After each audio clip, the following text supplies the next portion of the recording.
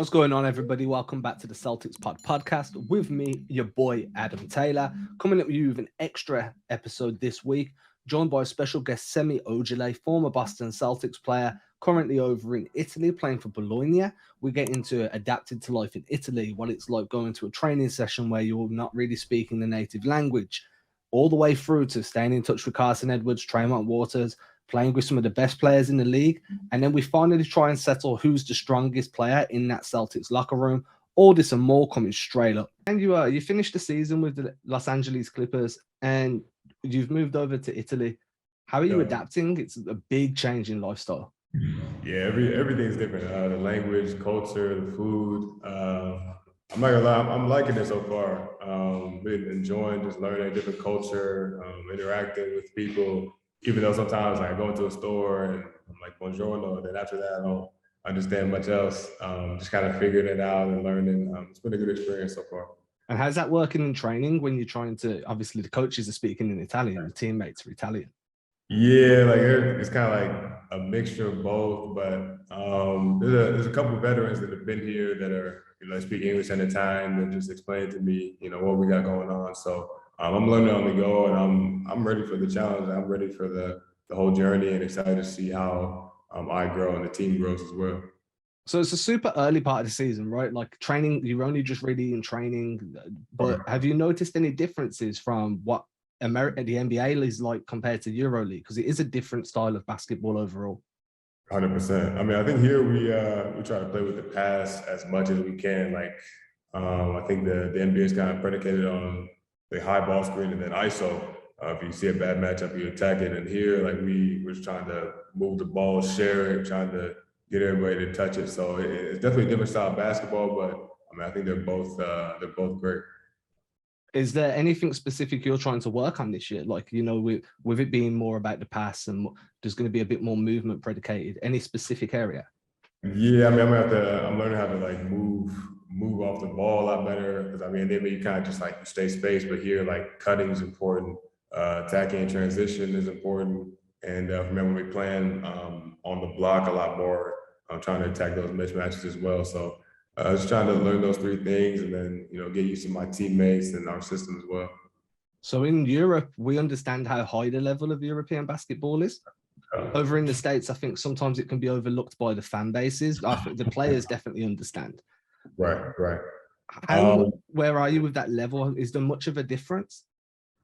I mean, every time I step on the court, like I'm taking it as serious as possible. So for me, I think once you get to the professional level, like everyone is here for a reason. Like we're playing to make a living. So I mean, once you understand that, like I mean, it's serious business. I mean, it's still fun. You still enjoy it. Like you don't make it life and death, but I mean, you do understand like this is what you do. This is your career. So I think once you've understood that, doesn't matter what country you're playing in, what league, like this is the real deal. You're not the only Celtics player to make the leap to Europe this year. So you had Tremont's gone, and so I think Tremont's gone to France. Carson is Carson in Turkey? I think he went to Turkey. Right? Yeah, I think so. So the three of you have all kind of gone to Europe, to different parts of Europe, obviously. But are you guys in contact, kind of like a little support group, or just checking in with each other? Because it's a big change for all of you. Crazy. I was actually, it's funny because I was actually with Tremont in Milwaukee this past year before I got traded, and I believe he was playing with the G League team there for a good little bit before he came out here. So, and Carson, I think last time I talked to him, he was with Detroit, I believe. So I mean, it's crazy how our journeys have just taken us to different places. But one thing I always tell those guys, and we talked about even with the Celtics, that like our careers would take off at the right time. So I'm happy to see those guys make the move, and I know they're gonna do great. Like great players, like I always love playing with them, having them as teammates.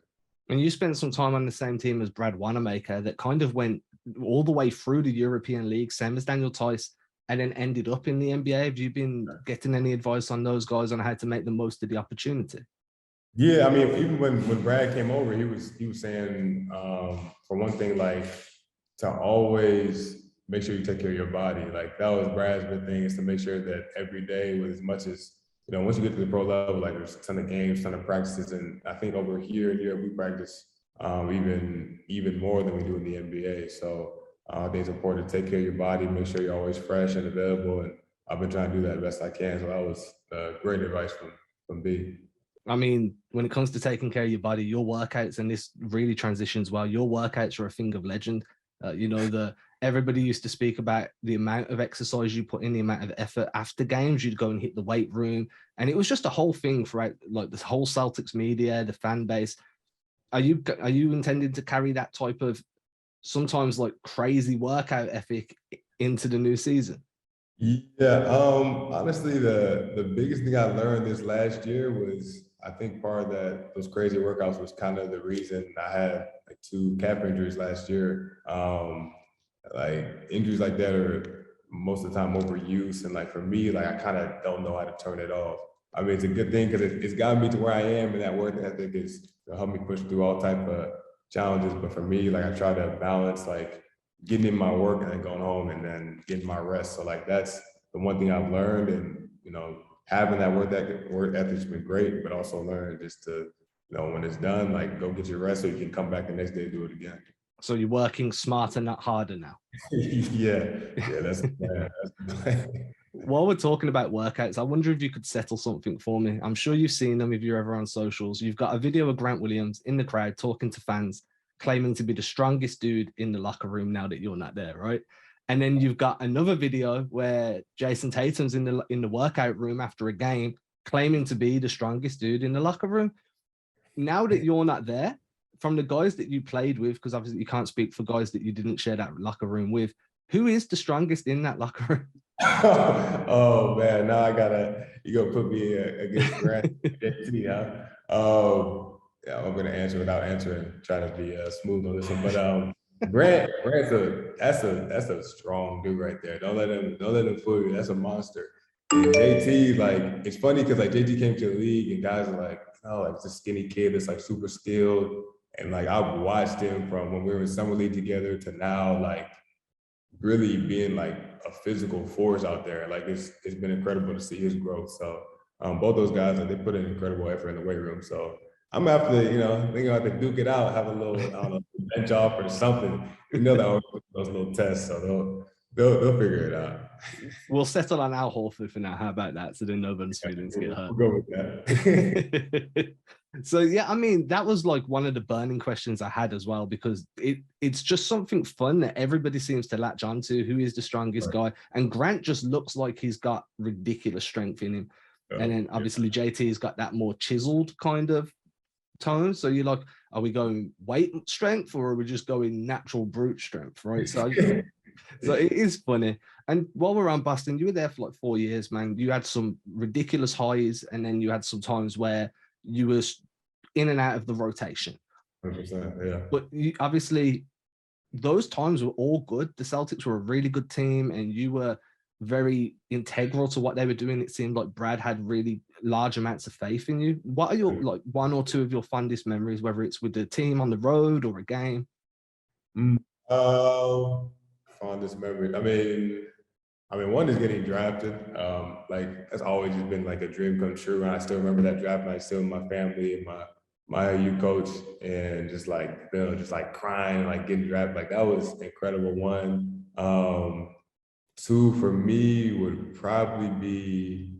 I think this is the first time I stepped on the court of the Celtics, like not in preseason, but it's like in a real game, and just like being in the moment, realizing like now, like I'm here, and like it's crazy because like all the work you put up to that point, like it comes out, 1, and 2, like it's like surreal in that moment for sure, and like makes you thankful. And I guess my 3rd moment is starting in the playoffs, because that's something that like I never took it for granted, but like I never knew the opportunity was coming. I just kept working, and when the time was right, and I was in the right place, and God just, here you go. Like this is the time to do what you know how to do.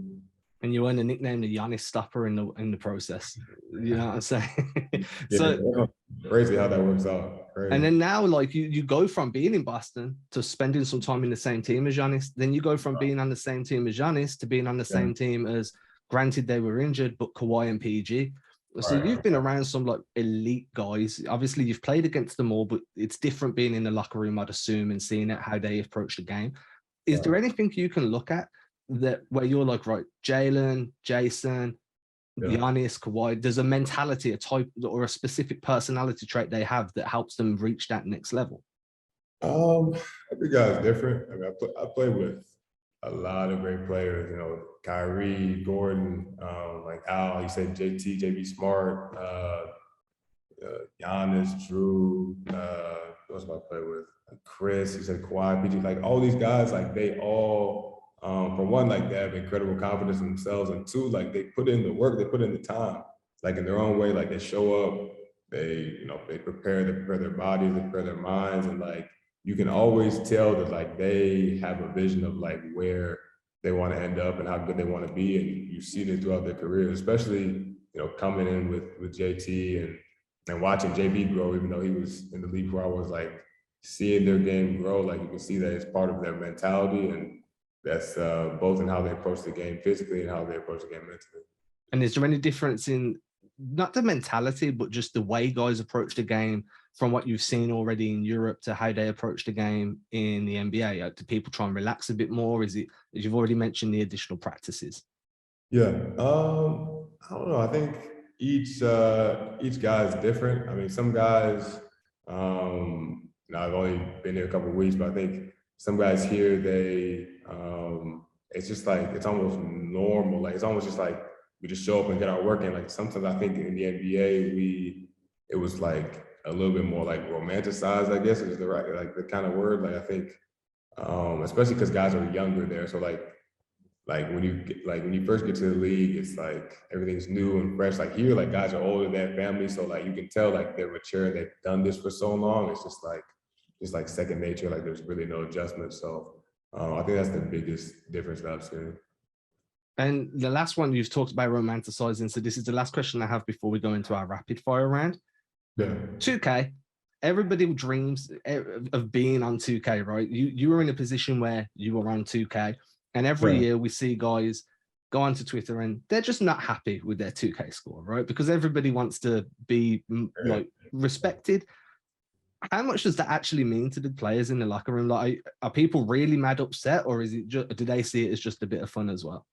I honestly, I couldn't tell. Like some guys, I really think they do feel disrespected by the ratings. And other guys don't even look. Like me, honestly, it's funny to say.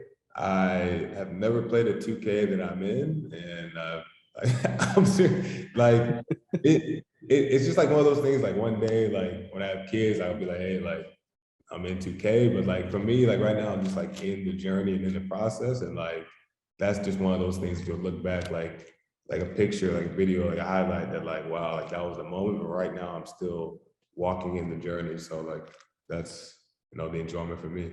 So you've never traded for yourself? You've never logged into a 2K and traded for yourself? It's funny, like my friends are like show me videos like, oh yeah, like I created this, or like I got you on what, like I've just never done it. I don't know. Like I think like for me, like I get to live it every day. You know what I'm saying? Like 2K, like being a pro, I get to live it every day. So that's more fun than anything else I can imagine.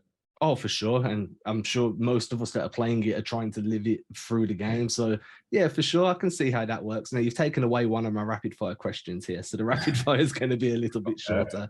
No, it's fine. I'll probably still do it anyway, just for fun. So the way I do this is it's literally, you give me answers, I flow into the next one. And it's just I find that a lot of fans kind of dehumanize players. So I just like to try and rehumanize players at the end of an interview. So we're going to start with your top 3 songs right now. Ooh, top 3 songs right now.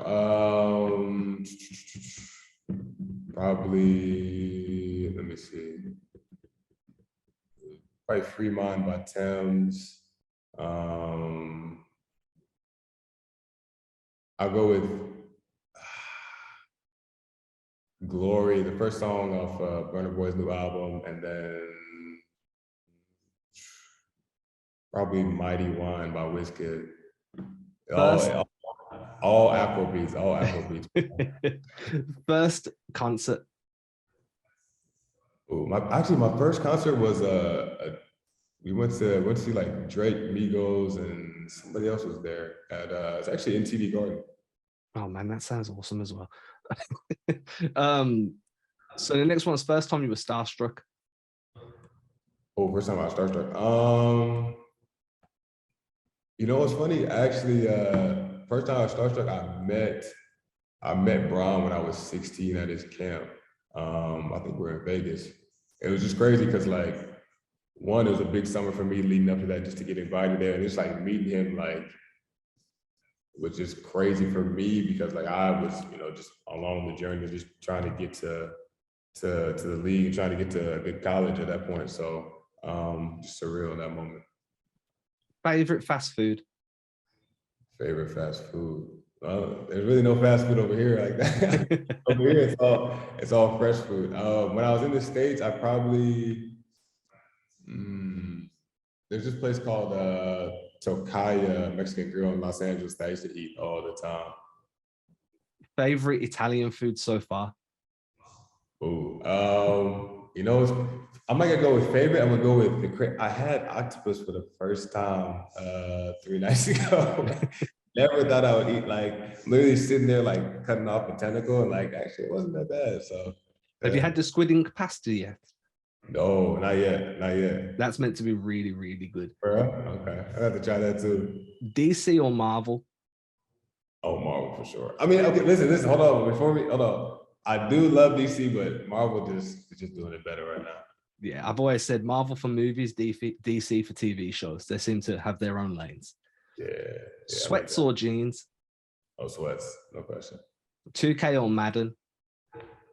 I go with Madden. You do more Call of Duty and stuff, right? I've seen the Twitch stream. Yeah, more of a first-person shooter. Vacation, sun or snow? Oh, sun for sure. Next year's NBA champions? Oh, wow. Wow. Oh, that's tough. That's super tough. Actually, I'm not gonna lie. I think Philly's got a good shot, man. They look good this year. Really good. And that wraps us up, Semi. So thank you very much for coming on. I'm sure all the fans are going to really like to hear what you're up to. And you know, are you guys playing in Europe this year? I know you're playing in the Italian league, but are you in the Euro League as well? Playing in both. So yeah, it's gonna be interesting. Like with the schedule being kind of, I guess, jam-packed all year, but I think we're gonna be up for the challenge. It's gonna be interesting to see how we grow and build chemistry and get better. And I want to make sure to find out where these games air in the States and add that into the write-up so people can keep up with your journey, man. Thank you very much, Semi. I appreciate you, brother, man.